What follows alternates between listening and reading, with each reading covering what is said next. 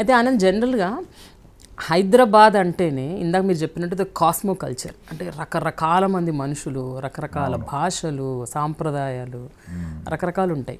Even ఆటలు కూడా.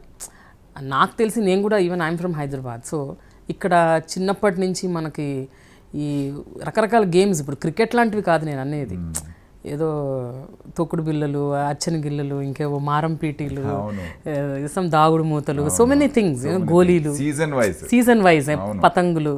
So ఇక్కడ like it is like every year you are so busy, ఒక్కొక్క మంత్కి ఒక్కొక్క గేమ్ మారుతుంది.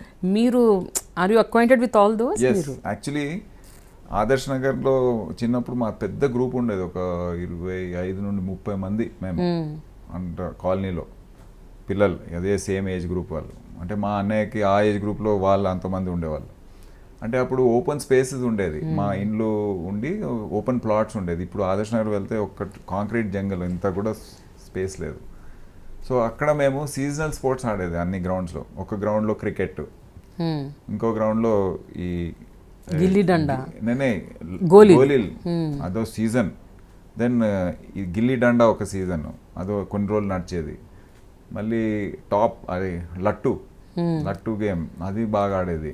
బొంగరం అంటే మేము హైదరాబాద్లో దాన్ని లట్టు అంటారా, కొట్టి దాన్ని కొట్టడం. దెన్ వేరే గేమ్స్ కూడా, ఐస్ పై, దెన్ కైట్స్, అబ్బా చాలా పాపులర్. జనవరిలో ఉండేది కదా సంక్రాంతి, అక్టోబర్లో స్టార్ట్ అయిపోయేది. October, November, December 3 months. జనవరి అయిపోయింది, సంక్రాంతి అయిపోయిన తర్వాత ఇంకా 20 days. ఓ అదే పని. జంప్ అంటే పతంగ్ ఏదైనా కట్ అయ్యి వెళ్తా ఉంటే దాన్ని చేజ్ చేయడం. ఐ బ్రోక్ మై 2 సార్లు ఫ్రాక్చర్ చేసుకున్నాను లెఫ్ట్ హ్యాండ్. పతంగులు ఎగరేసి అంటే ఆ క్రమంలో పట్టుకోవడం, దాన్ని ప్రూఫ్ మీద పడిపోవడం కిందికి, అది 2 times. ఇక చూడండి వంకర ఉంది. మీకు పదాలు గుర్తున్నాయా పతంగులు ఎగరేసేటప్పుడు? పదాలు లడి ఏమంటారు దాన్ని? ఫస్ట్ చరక్, మాంజా, సాది, కడికాంప్. అంటే కడికాంప్ అంటే పువ్వు అనేది సప్పుడు వస్తుంటుంది, దానికి వేరే విధంగా దాన్ని బద్ద అంటారు దాన్ని. అది వేరే రకంగా స్ట్రైట్ ఉంటుంది. వేరే గోల్ కాంప్ అంటారు. అంటే గోల్ కాంప్ అంటే అది ఎయిర్లో దాన్ని ఈజీగా తిప్పాలంటే దాని కన్నా అని ఇంకోటి ఉంటుంది.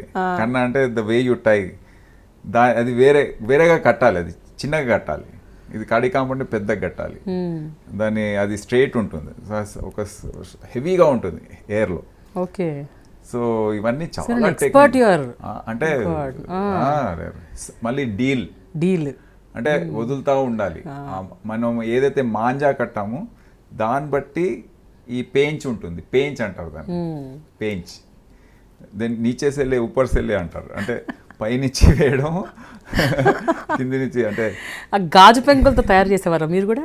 మేము చేసేవాళ్ళం కాదు, ఇక్కడ ఓల్డ్ సిటీలో కొనేవాళ్ళం. ఇక్కడ అక్కడ ఏం ఏరియా అది, అంటే దానికి ఒక పెద్ద ఎక్సర్సైజ్. మా అన్నలు తీసుకెళ్ళి ఇది మంచిది కాదు, వాళ్ళు మాకు డెమాన్స్ట్రేట్ చేసేది. మేము ఇంత వేసాము దాంట్లో అంటే చెక్ చేసి, అచ్చరక్ అంటారు కదా దాన్ని, 3-4 types ఆఫ్ తెచ్చుకునేది. అది తెచ్చుకునేది పెద్ద ఫుల్ హంగామా అసలు. 3-4 months దాంట్లో బిజీ.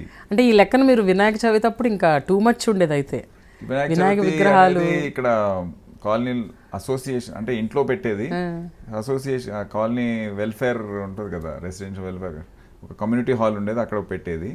బయట ఒక పార్క్లో గేమ్స్ పెట్టేది వాళ్ళు, అంటే రన్నింగ్, ఇది స్పూన్ రేస్ అని, ఇది అని, గన్నీ బ్యాగ్ రేస్ అని. సో అది everyday evening about 8-9 days or 10 days cultural programmes ఉండేది, ప్రసాదం ఉండేది. సో మార్నింగ్ అక్కడ కలుసుకునే అవకాశం అంట పిల్లలకి, అందరూ గెట్ టుగెదర్ లాగా ఎంజాయ్ చేసుకోవడం. సో అసలు ఏది మిస్ అవ్వలేదు ఫర్ మై చిల్డ్రన్. ఏమీ లేవు అసలు. గేమ్స్, కంప్యూటర్ గేమ్స్, ఎప్పుడు అదే పని. అసలు చాలా ట్రై చేశాను కైట్ ఫ్లయింగ్ లో కొద్దిగా ఇంట్రెస్ట్ తీసుకొద్దామని, అస్సలు ఇంట్రెస్టే రాలేదు వాళ్ళకు అసలు. చాలా ట్రై చేసాము. ఈ మార్బుల్స్ అయితే మర్చిపోండి, ఎవరు ఆడట్లేదు. ఆ గేమ్స్ అన్నీ అది టక్ అని కొడతారు, అది ఏం లేదు, nothing. So they are busy with their ప్రొఫెషనల్గా. క్రికెట్ ఆడుతుంటాడు పెద్దవాడు, reached a good level. Then Nikhil basketball అంటాడు. సో దే ఆల్ ప్రొఫెషనల్గా అంట ఏదైతే ఆర్గనైజ్గా ఉన్నాయో అవి. కానీ ఈ ఇంట్రెస్టింగ్ గేమ్స్, రూరల్ గేమ్స్ అవి అన్నీ I think sad, it's a very sad thing. There is no place also. Concrete jungle అయిపోయింది, ఓపెన్ స్పేసెస్ లేవు, పాపులేషన్ పెరిగిపోయింది. ఆడాలంటే ఒక మీకు ఓపెన్ గ్రౌండ్స్ కావాలి, లేవు కదా, ఎక్కడ ఉన్నాయి. అది ఒక పెద్ద కారణం అండి. అండ్ ఒక నేబర్, ఒక బిల్డింగ్లో అతనికి నేబర్ ఎవరున్నారో అది కూడా తెలియదు ఇప్పుడు. అప్పుడు so much to your self, అంతే మనమే బేసికల్గా అలా అయిపోయింది. Loneliness children. అయితే కేవలం ఆటలు ఇవే ఉండేవా, లేకపోతే ఆబ్వియస్గా ఆ ఏజ్లో ఉండాల్సిన మిగతా లక్షణాలు కూడా ఉంటాయి, ఎస్పెషలీ మీరు బాయ్స్, ఇంకా హెచ్పిఎస్ పోకిరిగాళ్ళు. యా, సో కొన్ని పోకిరి పనులు చెప్పండి, ఏమేం చేసేవారు? లైక్ మీరు రన్నింగ్ బస్ ఎక్కేవారటగా, ఇప్పుడు మీరు ట్రాఫిక్ కమిషనర్ అయ్యి మీరు సీట్ బెల్ట్ పెట్టుకోండి, హెల్మెట్ పెట్టుకోండి అని చెప్పి. ట్రాఫిక్లో జాయిన్ అయిన తర్వాత ఫస్ట్ టైం లైసెన్స్ తీసుకున్నాను నేను. అవునా? And all my life I was driving అయ్యేది. చూసారా, నాకు తెలియదు అసలు లైసెన్స్. బ్రేకింగ్ న్యూస్ ఇప్పుడు. ఎవరు నన్ను పట్టుకోలేదు, లైసెన్స్ లేకుండా కూడా చెప్పాను. నాకు అసలు ఎట్లా ఉంటుందంటే అవేర్నెస్ ఉండదు. సిగ్నల్ దగ్గర ఆగింది నాకు అసలు గుర్తే లేదు. 60-70 స్పీడ్లో బండి నడిపేది. ఎస్ది ఉండేది మా అన్నది, అప్పుడప్పుడు తీసుకెళ్ళిపోయేది. 60-70 స్పీడ్లో వెళ్ళడము. సిగ్నల్ దగ్గర ఆగింది నాకు ఎప్పుడు గుర్తులేదు. సిగ్నల్స్ ఉండేవో లేవో 80s, 90s నాకు తెలియదు. ఉండేవో కూడా మీకు అవసరం లేదు, వెళ్ళిపోవడమే. ఎవ్వరు పట్టుకోలేదండి. అది ట్రాఫిక్ పోలీస్ నిద్రపోతుందని అప్పుడు జాయిన్ అయిన తర్వాత అనిపించేది వీళ్ళని టైట్ చేయాలి, పని చేయించాలని.